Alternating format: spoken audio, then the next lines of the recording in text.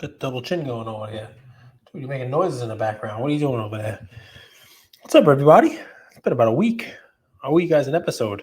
It's interesting, life happens, and you know, the you start to get messages saying, "Hey, what are you doing? You taking a vacation? You taking a hiatus?" And I'm like, "What do you mean? I post it every day." But yeah, what about an episode? I'm like, I forgot. I got to do an episode. Oh my goodness! And do I have some fun stuff to chat with you guys about?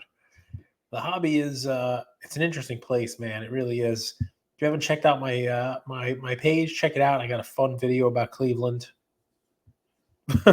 Not exactly a tourism video, but fun little video about Cleveland. It's got like 80,000 views. It's pretty crazy. It's amazing what catches on in the Instagram world, and it's amazing what doesn't. And that's kind of a great segue into something I'm going to chat with you guys about. So this month, June, will most likely be the first month I don't get a PSA return back so far this year. I've been really good with timing. I'm getting them back, getting returns back, putting them in. I sent one in at the end of May. I just don't think I'm going to get it back in time because, it's research and ID. And here we are, almost halfway through June. So chances are I'll get it back in July. I'll prepare a couple of other ones and, we'll keep it going. This is a decent sized return. The last return I got back, about 50 cards. It was one of those 13, 15, whatever dollar specials kind of deal. So, about $1,000 total for, grading it. And a couple of the cards I wanted to sell, a couple of the cards I didn't, a couple of cards, we wanted to keep, give to Ian, put in his PC. Some cards I kept for my PC, like a typical PSA submission. 2 cards that came back, I got these back maybe 2 weeks ago. During this Mavericks playoff run, there were 2 Derek Lively cards. Pretty cool cards. One is a Prism Orange. Ian and I opened one box of Prism, and that was the best card we got. Prism Orange Lively out of 49. Straight orange. No wavies, no orange crushes, no orange, flickers and speckles and sparkles and whatever else they're doing. Just orange. And the other one was from Elite. It was like a rookie yearbook signature. I don't think it was even numbered, but it's cool, like blue card foil on it, sticker auto. And both of those cards came back 10s. And you start to think to yourself, all right, what do you do? Well, I mean, you guys know me. If you're listening to this or watching this, I like to take advantage of, athletes while they're on a hot streak. I like to take advantage of selling when everybody else is buying. And, Derek Lively was on the up ticker. He was having these great, couple of playoff series. And so I decided, wow, I might as well try to list these things really quickly. I put them, I look at what comps were. I put them on my IG story. I put a picture of the pair of them, Derek Lively pair, available $600 OBO, or best offer for those of you out there who are not familiar with the lingo. And I'd like to say I got 100 responses back. I'd like to say I had, just basically people attacking my DMs, making offers. I think I probably would have taken 525, 550 would have been nice. I definitely, it was an OBO. Didn't have to come with a full 600. I would have taken, something close. Would have given a little bit of discount, covered the shipping and all that stuff myself. I'd like to say I got like 50 people who responded and made some offers, maybe even some lowball ones. But instead, what I'm going to tell you today is that not a single person messaged me about those cards. Not a single offer on IG. I have, nearly 7,000 followers. My account, it looks like this month has reached like 100,000 people on IG, according to the little dashboard that I have. Mostly collectors, mostly folks that are out there, and not a single person, not a bite, not a hey, will you trade? Nothing. So I packed the cards up as part of a 20 card package. I sent over to Mr. Probstein, put them in the mail. He received them the next day, and they were listed that night. Sold. Anybody want to guess what those 2 cards sold for? Now, obviously, I'm going to pause for a second to let you shout out your guess, to be honest with yourself. What's the guess going to be? Did I get the 600? Did I get the 525? Did I get the, the 5 and change? I got nearly $1,000 actually between those two cards. One was 7 and change and one was 2 and change. You lose your fees and stuff like that. Propstein takes a little percentage off of it. So maybe I got, $885 or something like that. It's pretty crazy. It's pretty crazy. And it led me to, sort of like my thought process about Instagram. We've talked about this a bunch of times. And, what's on IG is not all of the hobby. It's not the whole hobby. It's not giving you a real picture of the hobby. But I mean, it's funny. I get people who ask me all the time, well, is there any way to make money in this space anymore? Can you make money in this space? Do you have to be early on the right rookies? Did you have to be buying Anthony Edwards, 2-3 months ago and then watch him run up? Did you have to be buying Jalen Brunson before the season and watching him run up? I mean, depends on how much money you want to make, right? You could have offered me $550 and, and in a week and a half, could have turned that $550. What are you doing over there, pal? Are you eating cantaloupe? Sounds weird. You turn that $550 into, $885. Not a bad return. Make $300 and change on a $500 and change investment in a couple weeks.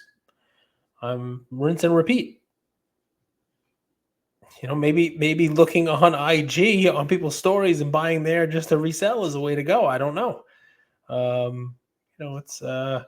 But honestly, the thing about it for me was, had I just stopped, had I got my PSA return back, had I posted on IG, had I put it out there for a day or two, I think I posted them without, prices, and then I posted again with prices. So it was up there. It wasn't just, like a quick kind of hitter. I would have been like, wow, these cards kind of suck. These cards aren't as good as I thought. Or, like, oh, wow, I thought there'd be more interest for these. Maybe they're not as good a cards as I thought they were. And then turns out, I put them right up on eBay. True kind of, auction bidding, and they sold for more. A lot of people are afraid of auctions. I've had this conversation with people also. A lot of people are afraid of auctions because they're nervous they're not going to get their price. They'd rather just, either buy it now and wait for offers or post it on their page and that kind of stuff. I like auctions. I always thought that, putting something on eBay, putting something up for auction gives you as close to kind of the true market value, market price for your item as it's going to be. Now, obviously, there are a lot of factors in, 1 or 2 bidders who don't know about it or don't see it and that kind of stuff. It's a different story. But look, for every time you put something up for auction and get a couple dollars less than you would have liked, there's an auction like this where you sell it and you get significantly more than you thought you were going to get. And that's what happened here. So a little kudos to Mr. Propstein, I guess. Kudos to eBay for getting more eyeballs than I got on my Instagram story. It's sort of a fun little lesson, right? Before we get back to the Instagram stuff and, its flaws, it has me thinking about a cool thing. That think about what I did there and think of the friction that was there, right? So I sent my cards to PSA and PSA graded them and mailed them back to me. Then I figured out which ones I want to keep, which ones I don't, posted some on Instagram, took some pictures, didn't really get the heat that I wanted to get on these, didn't get any nibbles, didn't get anything. Then I had to go and, sort them out and pack them up and label them and go to the post office and send them to Propstein so that he can then get them, unpack them, list them himself on eBay and, ultimately sell them on eBay.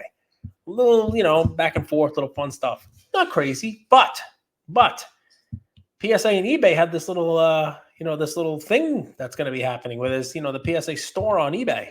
You got to figure they're going to get a ton of eyeballs. It's going to be, an account that has a lot of people following it. They're going to get a lot of press on their auctions when it's up and running, and people are going to see it. It's not going to, it's not going to be like me posting it on my page. It's one of the fears, not just on my Instagram page, but on my eBay page.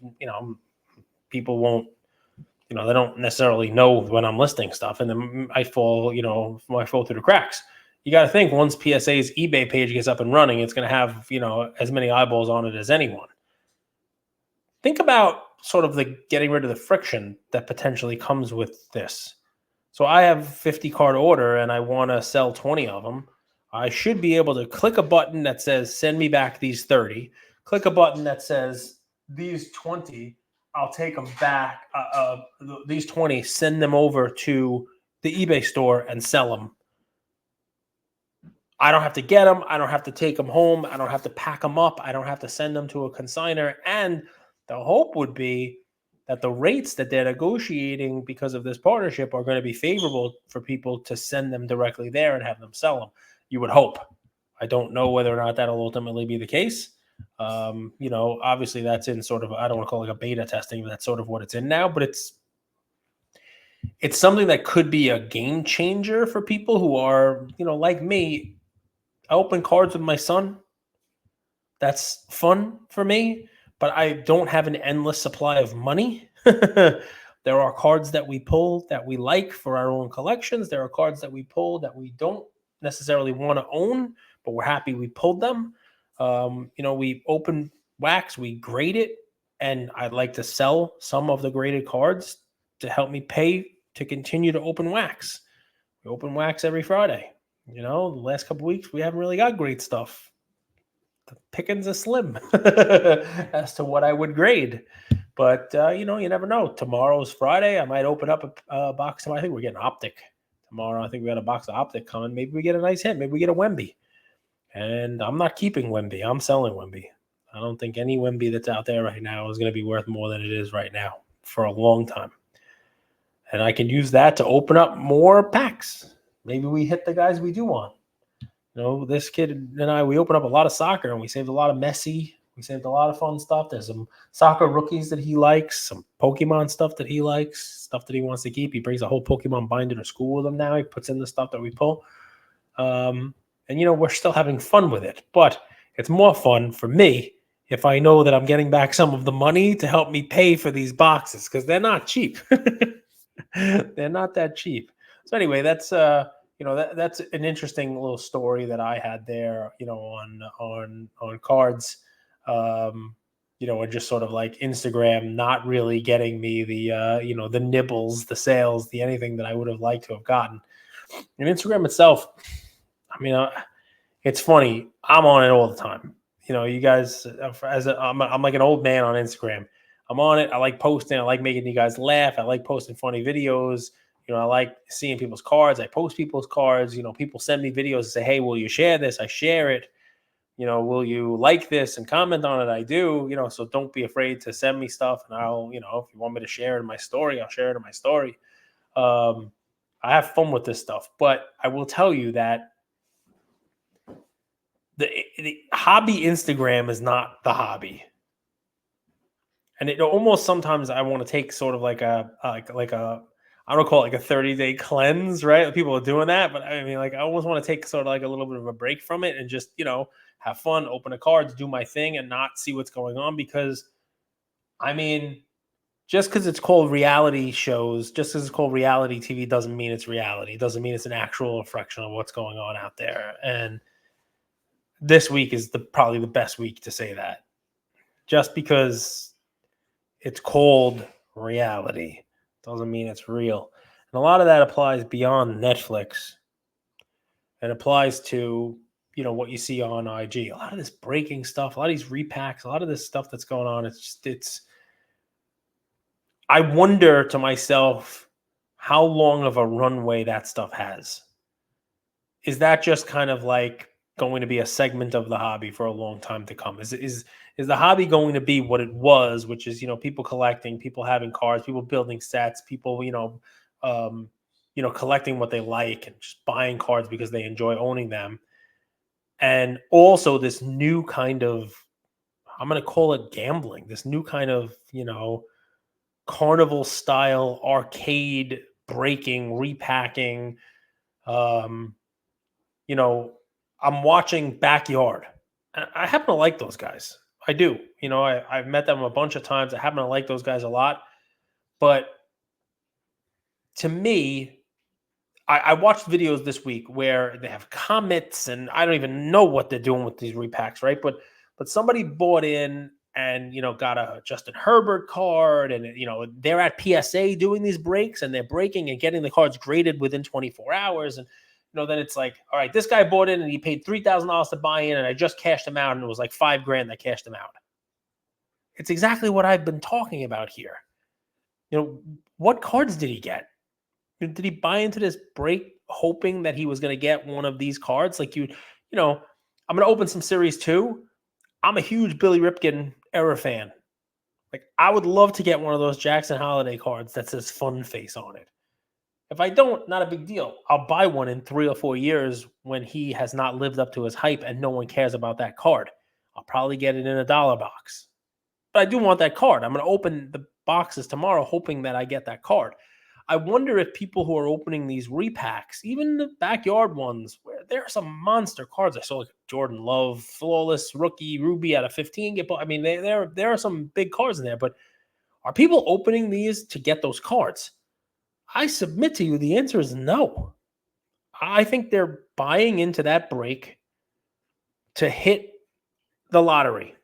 They're buying in to hope they hit a card that is going to sell for more than what they paid in. And with this added, PSA slabbing within 24 hours, they got a second chance to either get their money back or make more money if the card they hit is a big enough card and it PSA 10s and it, and it's worth even more.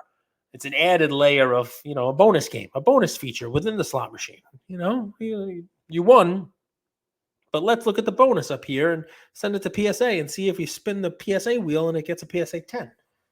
It's fun stuff, but I don't really know whether or not people are involved in the cards at all. If there's an end user, an end for that card, especially if you see what the backyard guys are doing, it's hey, this guy pulled this, he spent $3,000, I cashed him out at $4,800 or $5,000. Well, doesn't that mean that card is just going to be put right back in the next time they do this stuff?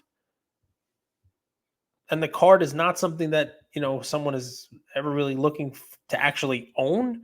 You got to think each time that card it's devalued a little. But I guess we don't ever see that devaluation of it. Another person who doesn't want the card because it's not a comp, right? You open up a Comet repack and pull one of these cards and sell it back privately to backyards for a certain amount. It's not going in card ladder. It's not going to be a comp anywhere. No one's going to know what the paid is on it. It really is an interesting thing. I'm not saying the repacks are bad. It looks like from what I'm seeing, I'm not working with Arena Club guys, just to make sure you know that, not since last year. But it looks like they're doing sort of what we talked about, which is having sort of like a buyback feature, which, if the tech is right and you buy in and you can, immediately resell it back to them so that they are continuing to, do the same thing, and you have the ability to kind of put money in, hit the card. And if you want to sell that card back and take another shot at it, it basically has become a slot machine. That is all over Instagram. The repacking, the reality of the hobby. And every once in a while, I think, I know I'll be here in a couple of years. How many of these people will be? How many of you will be? And why? And is this crap that you're seeing, is it going to chase you away? Because that's the thing that scares me the most. It really does. Because this is a cool hobby. There's some really cool cards. There's some fun stuff. There's a lot of stuff you can buy that is, that is awesome. I actually bailed on an auction last night, an RR auction. I mean, what a nice piece. It would have been something I would have bragged about for a long time, and I'll ultimately get one. I've always wanted one. I missed out on one for about $3,000 10 years ago. This one was nicer. Ended up selling for like $21,000. An autograph, not a card, an autograph. Just a really nice piece. I'll tell you what it is. I don't care. It was a Bruce Lee autograph. Always wanted a Bruce Lee autograph. Always wanted a real nice Bruce Lee autograph. They had a really nice one. They had a really nice one selling in RR auctions last night. So there's still cool stuff. There's cool things that are out there. There's cool, segments, memorabilia, you name it, that you can have fun with, and you don't have to spend crazy money. I bought something in Golden's last auction last week. That was the first, I put it in my news. It was the first elite auction in a long time. It didn't have a six-figure auction. I think a lot of people were kind of paying attention to the Emmys instead of, instead of the cards. So I won this awesome Muhammad Ali Type 1 photo from his first fight with Frazier. And it was like $300. I thought that was awesome. I thought that was really cool. Can't wait to get that in hand. I'll show it to you guys when it comes in. Because, I'm a huge Ali guy, and I like the Type 1 photos, and I have an Ali, from his debut. And I thought this was a cool pairing with that, right? Because it was a loss for him, but it was the fight of fights. And I mean, as much as it was, crazy, it was in MSG, I don't think there's a lot of pictures from it because it was hard to get in. Like Frank Sinatra had credentials as a photographer. You don't think Frank Sinatra was actually taking pictures. Yeah, the camera around his neck so you could watch the fight. But it's just fun stuff like that. There's still ways to kind of navigate the hobby and have fun. And every time I spend too much time on Instagram, I kind of have to sneak away and go look at something else, or be mindful that there are collector pages on Instagram. I posted, somebody had a cool Tom Brady green Kaboom, 1 out of 2018. I posted that on my story. Like, this is cool. I'm not a Kaboom guy, but wow, what a cool card.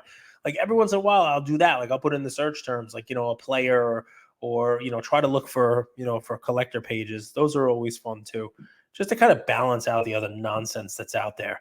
Otherwise, you get the wrong impression about the space. Anyway, that's my brain. That's where I am.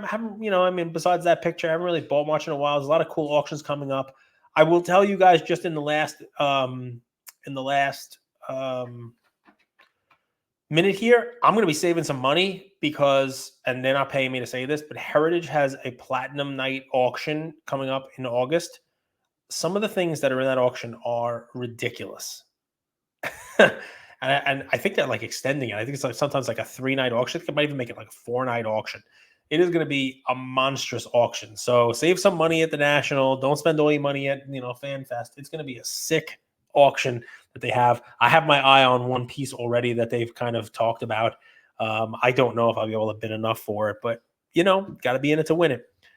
Talk to you guys soon. Thank you for all of the awesome DMs, and I'll make sure I do more episodes for you guys because I love coming on and chatting with you guys, and the hobby always has something for us to talk about. Talk to you soon. Sorry for the 1 week hiatus. Take care, everybody.